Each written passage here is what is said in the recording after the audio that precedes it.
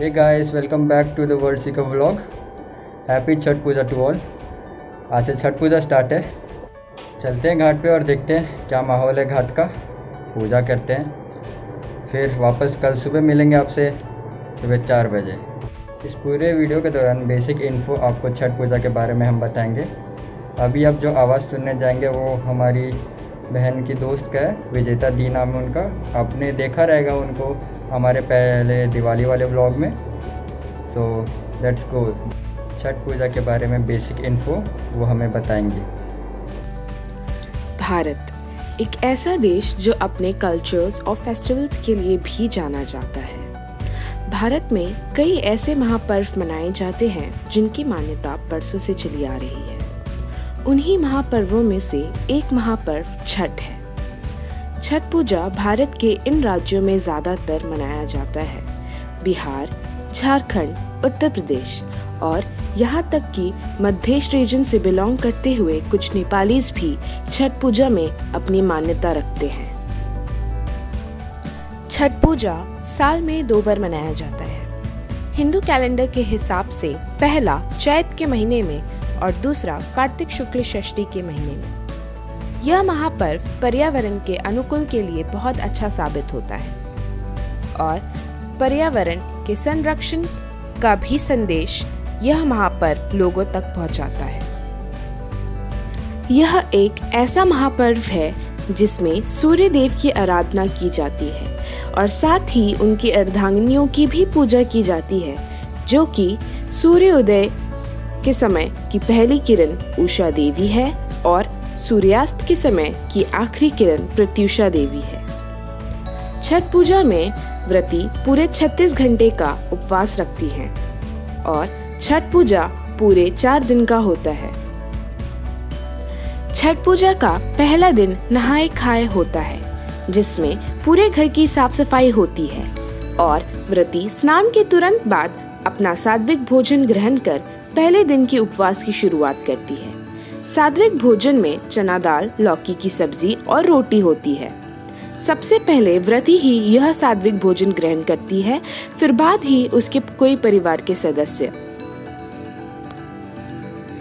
छठ पूजा का दूसरा दिन खरना होता है। इस दिन व्रती पूरे दिन का उपवास रखती है और फिर सूर्यास्त के समय गुड़ वाली खीर बनाकर उसे प्रसाद के रूप में ग्रहण करती है।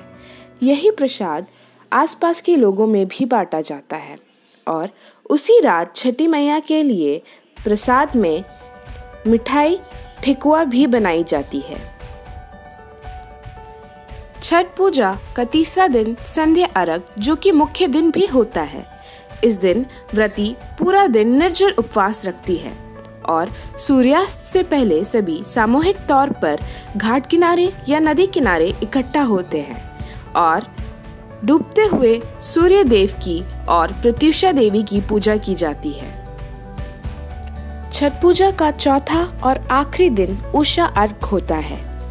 इस दिन सूर्योदय से पहले सभी वापस उसी जगह घाट किनारे जाकर उगते हुए सूर्य देव की और उषा देवी की पूजा करते हैं। फिर उसके बाद प्रसाद खाकर और कच्चा दूध पीकर व्रती अपना व्रत तोड़ती है। अब अगर बात करें कि छठ पूजा की शुरुआत कब और क्यों हुई थी, तो वेद पुराण और कुरान के हिसाब से ऐसा माना जाता है कि छठ पूजा रामायण के दौर से ही शुरू हो गया था। जब भगवान श्री राम सीता मैया के साथ रावण का वध कर अपना 14 वर्ष का वनवास पूरा कर अयोध्या वापस लौटे थे, तब कार्तिक शुक्ल षष्ठी का महीना था और रावण वध से पाप मुक्त होने के लिए ऋषि मुनियों के कहे जाने पर भगवान श्री राम और सीता मैया ने उपवास रख सूर्य देव की आराधना की थी और तब से लेके अब तक छठ पूजा मनाया जाता है। इस महापर्व से जुड़ी और एक पौराणिक कहानी जुड़ी हुई है। कहा जाता है कि राजा प्रियव्रत और उनकी अर्धांगिनी रानी मालिनी निसंतान थे। तब ऋषि मुनि के कहे जाने पर संतान प्राप्ति की पूजा की गई थी और उसी पूजा में ऋषि मुनि ने रानी मालिनी को प्रसाद के रूप में खीर खाने दिया था। फिर राजा प्रियव्रत और रानी मालिनी को संतान प्राप्ति भी मिली थी, पर वह संतान जीवित पैदा नहीं हुआ था। उसी रात जब राजा प्रियव्रत अपने संतान का मृत शरीर दफन करने के लिए जा रहे होते हैं तो वे भी अपने आप को मारने की कोशिश करते हैं, पर उसी वक्त छठी मैया उनके सामने प्रकट होती है और वे कहती हैं कि अगर तुम मेरी पूजा सच्चे मन से करोगे तो तुम जो भी मन्नत मांगते हो वो पूरा होगा।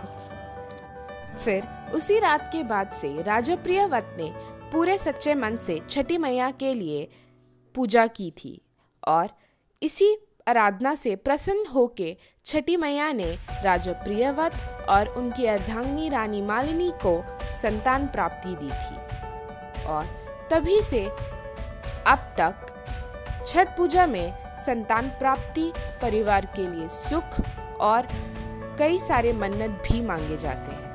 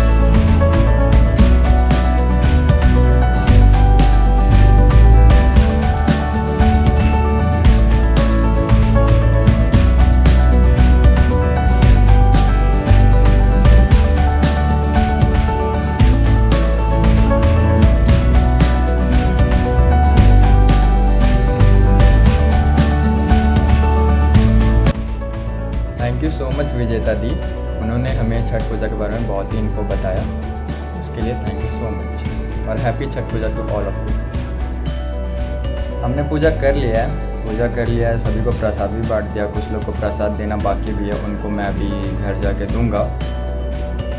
अभी हम अपना व्लॉग इधर ही एंड करते हैं। Thank you for watching our vlog, तब तक के लिए बाय बाय, टेक केयर, नमस्कार। अगर आप इस चैनल पे नए हो तो सब्सक्राइब कर दो, शेयर कर दो सभी को जितने भी तुम्हारी जान पहचान में है, और लाइक भी करना भूलना मत। बाय।